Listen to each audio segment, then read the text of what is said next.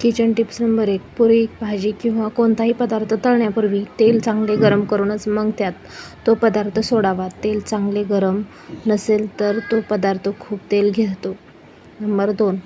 पुरण शिजवताना हरभऱ्याच्या डाळीत चमचाभर तूर डाळ टाकली की पुरण चांगले शिजते, घटही चांगला येतो. नंबर 3. ब्लॅक टी बनवताना म्हणजेच कोरा चहा बनवताना चहामध्ये खायच्या लिंबाची 1-2 पाने चहामध्ये टाका, चहा स्वादिष्ट बनतो. नंबर 4.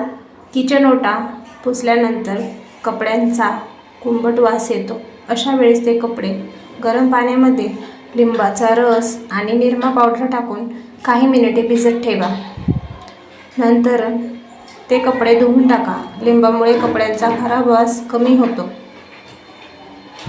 नंबर 5. शिळा भात परतून खाताना त्यामध्ये चिमूटभर हिंग टाका, त्यामुळे भात बांधत नाही. नंबर 6. लोणी काढताना त्यात 1 मिठाचा खडा टाका, तूप कणीदार होते.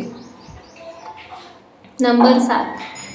थंडीच्या दिवसामध्ये इडलीचे पीठ चांगले आंबवण्यासाठी थोडंसं पाणी गरम करून पीठ बारीक करताना टाका, पीठ चांगले आंबले जाईल. नंबर 8.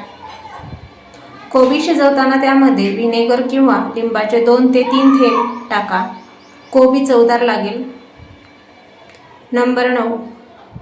मऊ लुसलुशीत चपाती बनवण्यासाठी चपातीची कणिक मळून 10 ते 15 मिनिटे मुरून द्यावी आणि नंतर चपाती बनवावी, त्यामुळे चपाती मऊ, लुसलुशीत आणि छान बनते.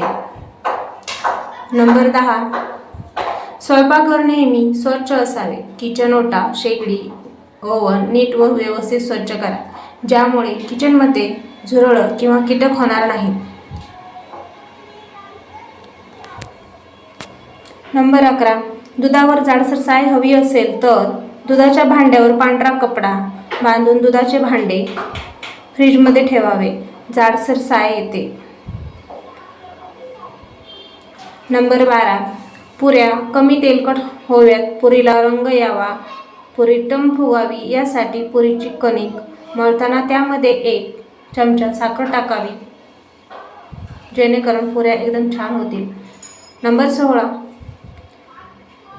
पोळ्यांच्या डब्यामध्ये आल्याचे 1-2 काप ठेवावेत, म्हणजे पोळ्या नरम राहतात आणि पोळ्याचा वासही येत नाही. नंबर 14.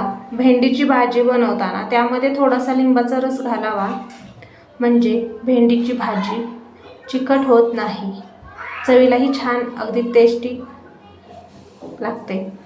नंबर 15.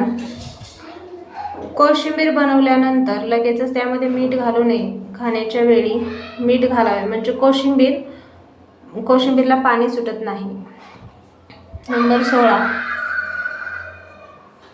पनीर तेलात फ्राय करण्यापेक्षा ते थंड पाण्यात बुडवून ठेवावे, म्हणजे ते नरम आणि स्पंजी होते. नंबर 17.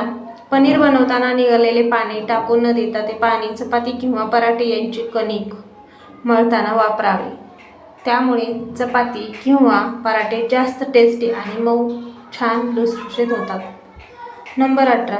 तळलेल्या पदार्थातील तेल निथळण्यासाठी न्यूजपेपर वापरू नये, त्याऐवजी टिश्यू पेपर वापरावा किंवा कोरा पेपरही वापरू शकतो.